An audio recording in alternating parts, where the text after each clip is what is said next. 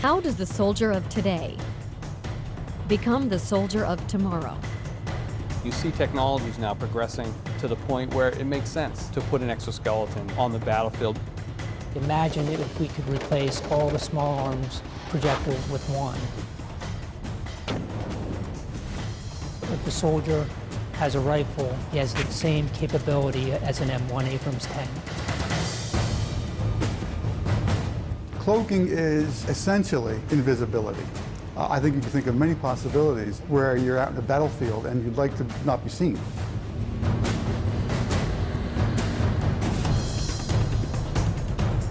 Making warfighters and their gear lighter, stronger, and safer with more firepower. Ensuring America's future soldier is a decisive weapon.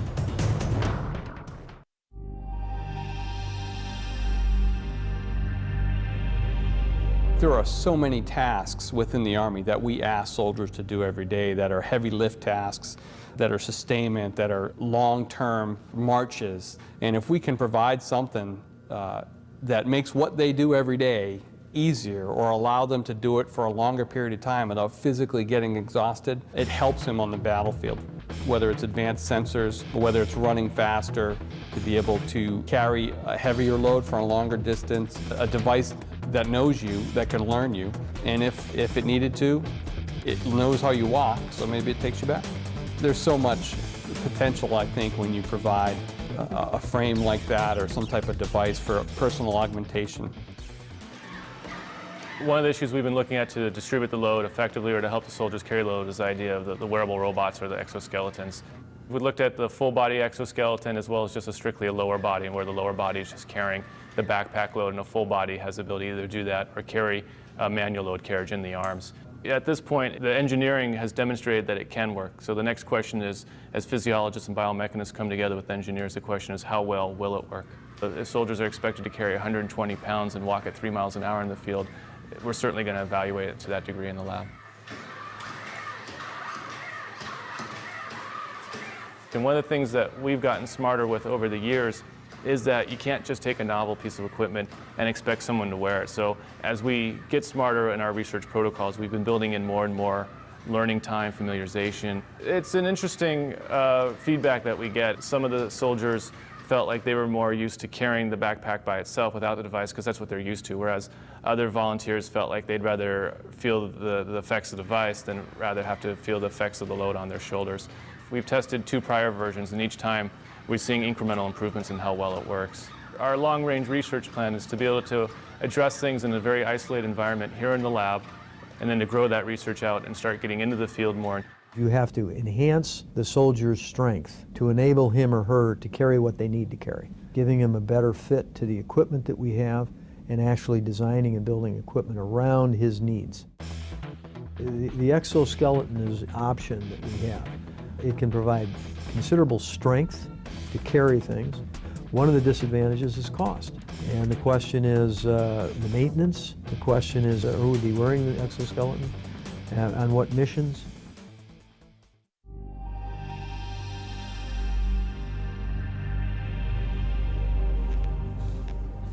While soldiers need strength and endurance on the battlefield, there are times when they also need stealth. Camouflaged uniforms can help soldiers move undetected when the mission calls for it. In the future, a revolutionary new technology might even make the soldier invisible. If I were to make myself invisible to you, what I would do is I'd get a cloak. And the cloak would consist of a cylinder that I would put around me. What would happen is the light coming from the wall back there would hit the back of the cloak, come around, and then go right to you. So you would see basically right through me. With metamaterials and the new kinds of materials that we are developing, we are able to control light as never before. It's like a whole new ball game. You start with some sort of given material like silicon, let's say, or something like that, and then you embed it. You embed it with small nanoparticles or tiny gold rods or maybe even tiny slivers of semiconductors. Now, by making these metamaterials, we're able to control light in these new ways. All the textbook things you read about light are now wrong. We can do things that beyond all these limits. So what we have here is actual experimental data of a working cloak. This works at microwave frequencies. This region here is what you're cloaking? So this region inside is the cloak, what would be cloaked, and this out here is the cloaking material. This is a truly invisible device. It's not just transparent like a piece of glass, where you can see that there's a piece of glass there because it distorts the scene behind it. This actually perfectly reconstructs everything. The Duke Group did a very important experiment when they verified these ideas using microwaves, long waves. It proved that the concept of cloaking, the concept of metamaterials, the transformation that was used to make the light go around, it proved all those things were correct. But its limitation is that it was at one specific wavelength and not a visible wavelength. So there's 1,000 challenges in bringing that up to the visible. One of the most advanced concepts is the conformal cloak. And that's like a blanket. That's something that you could put around any object. Now the thing about a tank is it doesn't change shape too much. It turret moves and so forth, but there you know the shape, and then you could design a conformal cloak that fits right on the metal and render it invisible. Anything that fits around a person or an object, so a shirt, it could be the uniform, or it could be a blanket they put around themselves. I think the applications are widespread. It's just that we're not ready to build things like that yet. They're just years off. It's going to be a while before soldiers have cloaking devices, but that's the ultimate goal.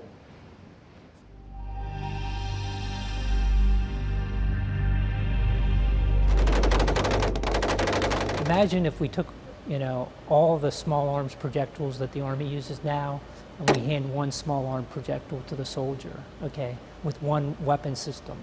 Just imagine what that would do for the Army if we could do that. And imagine a projectile 10 to 20 times more powerful than anything used by today's soldier. To get that bigger bang, Army researchers are trying to develop a new kind of explosive, using what they call disruptive energetic materials. Currently, we're exploring materials that you normally would not consider to be explosives, such as nitrogen or hydrogen or carbon monoxide. These are materials that we're planning on putting in the Army capabilities within 15 to 20 years, so far-term research. They're testing the use of lasers as a possible way to trigger the awesome explosive potential of these exotic materials. We're also working on materials that have what we call dial yield performance. That is, the soldier himself could decide what type of performance level he wants out on the field, where you could have one explosive doing the job that we have several explosives doing right now. The soldier would be able to control that effect in the future. He could potentially use that round against an armored vehicle to destroy it. Take it to the far extreme, we could also have non-lethal capability into that round by just understanding and controlling those materials. This is a whole new class of materials that if we do it correctly, it's a game changer. So one of our other challenges is being able to hit the target every time. That's our future vision. Every time the soldier pulls the trigger, he hits the target. So our focus is developing the technologies that will allow those precision-guided munitions to be produced at a very affordable cost. For the shoulder launch systems, we're looking at literally shrinking the capability that you would get out of a tank or an artillery round today into something that a soldier could launch from his shoulder. Another huge challenge for us is engaging targets in urban environments between buildings. So a system like this would allow him to shape that trajectory to fly up and over and actually come back into the reverse side and then tailor the effect, the warhead effect itself.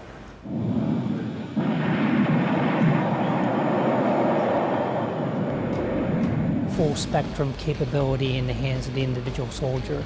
Tank-like lethality. So one round that would replace many, many rounds is where we see the future of lethality going.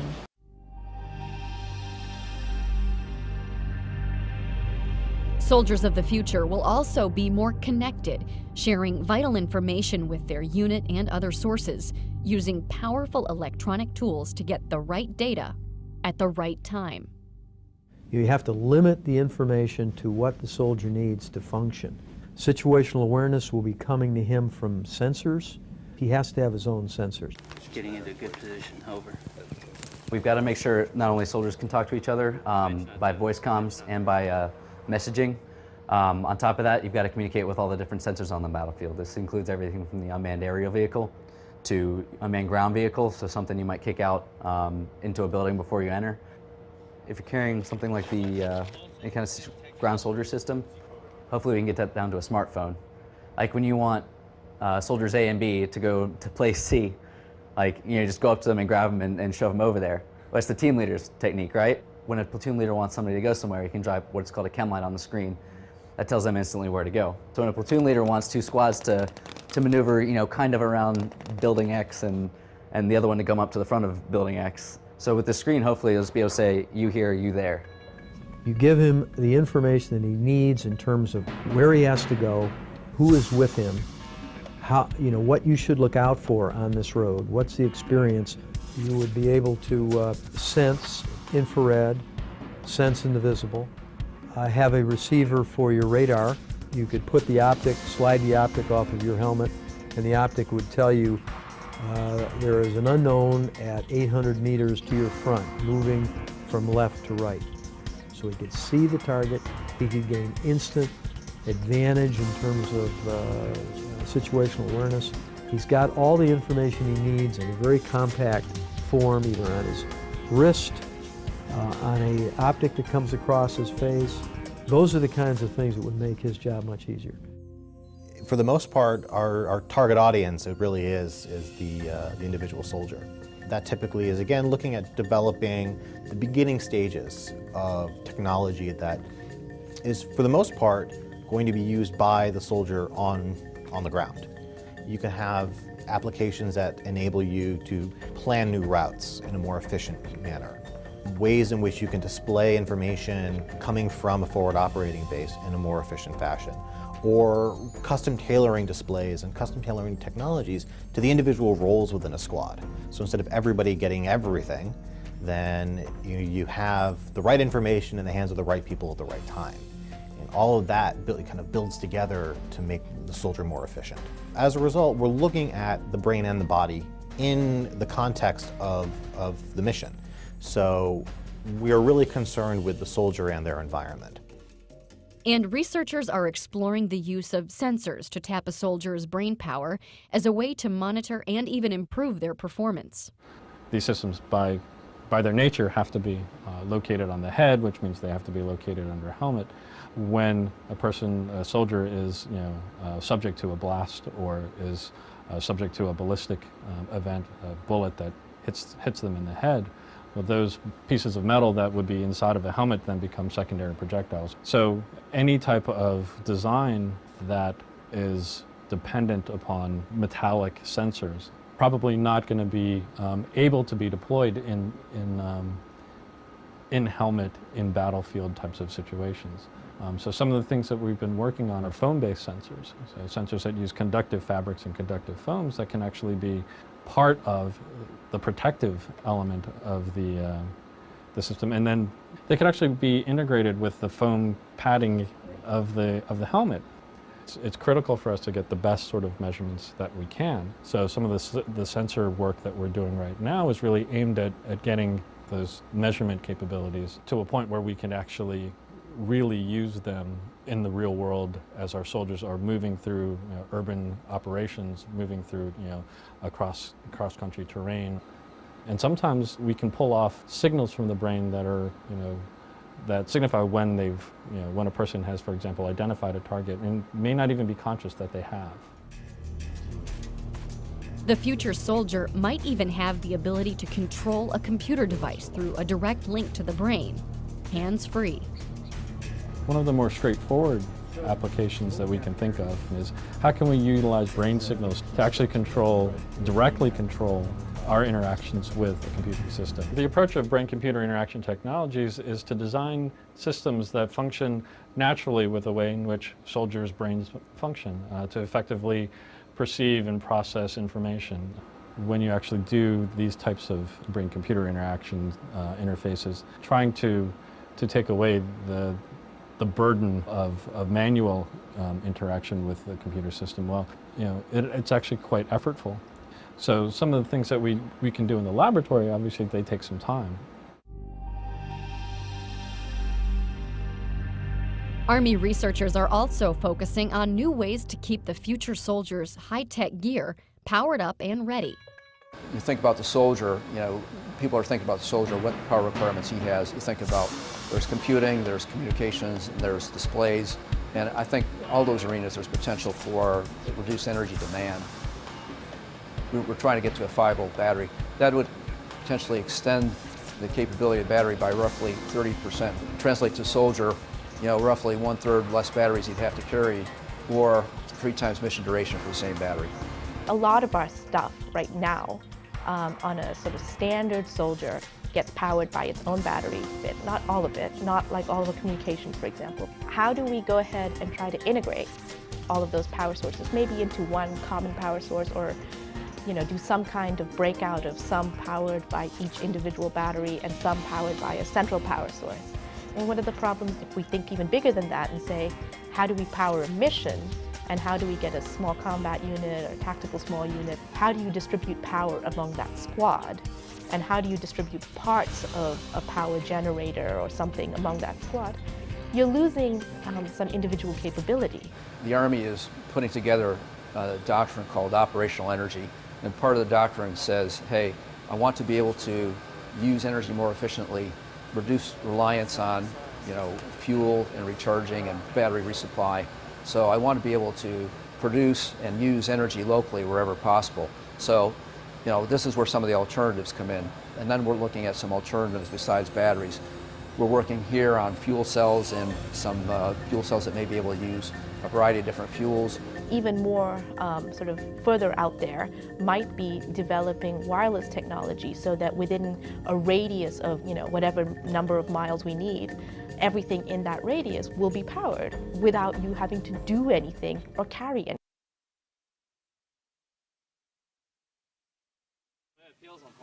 One of the things we realize is that the soldier is not a person who can carry any weight you want to put on his back. A person has limits in terms of his endurance. You know, our job is to really increase the capabilities for the soldier, but reduce the weight at the same time.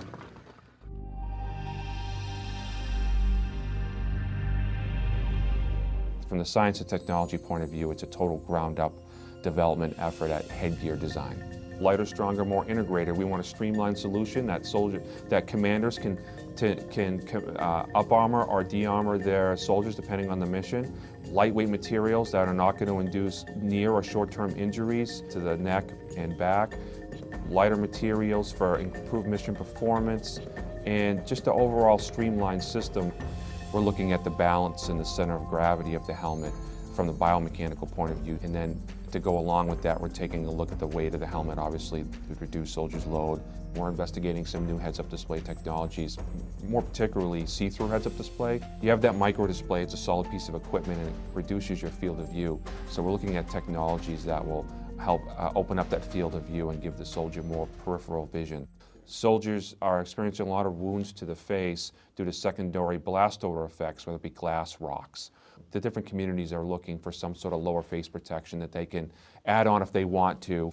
If you want to be able to protect against every single threat that's out there, you're going to have a 10-pound helmet, which is not going to be good for the soldier. Not only for their situational awareness, but, you know, the short term, they're being able to accomplish their mission. Long term, possibly long-term disability or injuries. The idea is that we're always on the hunt for new materials that are going to give us a decisive advantage. The future helmet technology here we see largely in exploring new materials to address what we would consider new issues.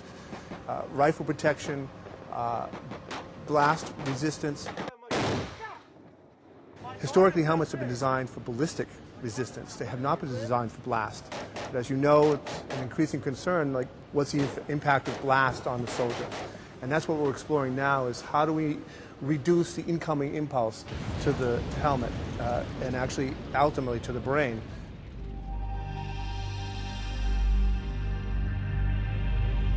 What we find is the enemy picks the areas where we're most weak. And one of the areas that we're weak is the protection of an individual soldier. We have armor that we put on our soldiers right now that are rigid and stiff, not very comfortable for them to wear. We'd rather have all flexible, conformable armor. There's always a desire to engineer conformal, flexible, comfortable armor. And any additional tools we can come up with to help in that pursuit is going to be beneficial. A shear thickening fluid means you have very small particles dispersed in a liquid. So these are very small, very hard, smooth, spherical particles. And what's really interesting about this is this, by volume, is over 50% solids. So over 50% of this is solid glass. If I take a stick here and very slowly go in and out of the fluid, I can kind of go in and out. But if I jam it in there, I can't penetrate into the fluid. We saw this material, saw this as an opportunity to perhaps exploit it for military application. Our body armor that we wear right now is composed of fabrics like this. It's a plain woven Kevlar fabric, great ballistic protection. Now if I take the same fabric and I add the shear thickening fluid to it, it kind of acts like a glue that kind of holds together the yarns and fibers, does not permit them to slide past each other. So when I engage it with the awl, its only option for getting through is to break Kevlar. It's not going to let things slide out of the way, and you're just not strong enough to break Kevlar by hand with a tool. So I get that great puncture protection with something that's still nice and flexible. The heavy lifting is still done by the fabric. You need a high performance fabric in there. This is just altering the way the fabric is interacting with the thread. You're not going to see the fabric disappear and be replaced by purely fluid. It's because we're taking ballistic fabrics and treating them to give them puncture resistance.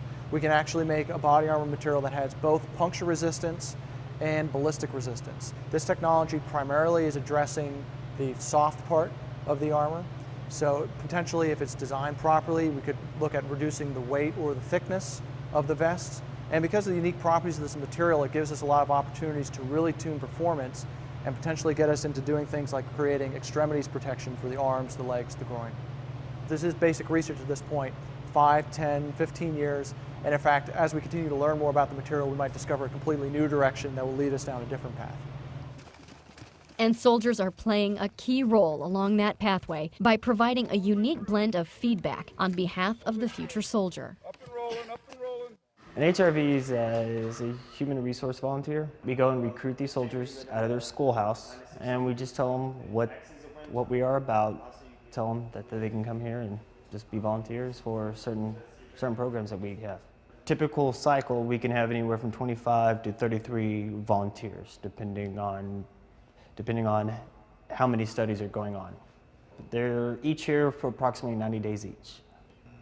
The first time we went in, they brought us to 5,000 feet, back down, and then they brought us up to 11,500 feet. And then we sat in there for a good half an hour just to see if everybody was okay with it, no one was getting sick or altitude sickness. They put a tube in your mouth, and then they tell you to breathe, and then breathe in heavily, breathe out heavily, in and out. When they first came, they started talking about how this is going to help people on deployments and everything, and I thought it'd be really beneficial to my brothers and sisters in arms that we could help them out in the future. We're really just beginning to understand the relationships, all the intermingling relationships between the brain and the body and the environment. The nice part about virtual environments, immersive virtual environments, is you can control every aspect of the environment. You as the experimenter know exactly what variables you're manipulating, but at the same time creating a very realistic, immersive, again, sense to the soldier. Enemy down. All right, moving into the building. We could measure a soldier's ability to walk toward or away from targets. We could measure how quickly they respond to situations, or how quickly they make decisions between potential targets.